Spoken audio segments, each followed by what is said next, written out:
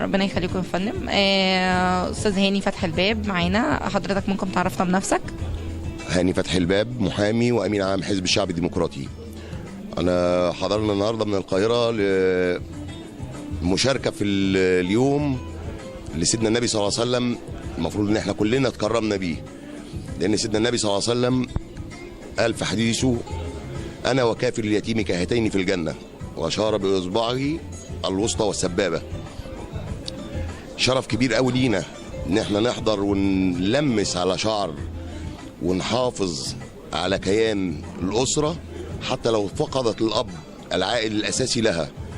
واحنا بدورنا حزب الشعب الديمقراطي يشرفنا ان احنا نحتفل باليوم دون ونحتفل مع حضراتكم في اسكندريه. واحنا مبسوطين جدا بالجمع اللي موجود دون، واحنا شايفين هنا جمع غفير واطفال جمال جدا جدا جدا، وتشرفنا بحضرتك يا استاذه. ربنا يخليك يا فندم، ونورت اسكندريه وفخورين بوجود حضرتك معانا. طب بالنسبه لحضرتك، توجه كلمه للاطفال اللي هم الايتام عندنا هنا في الاحتفال؟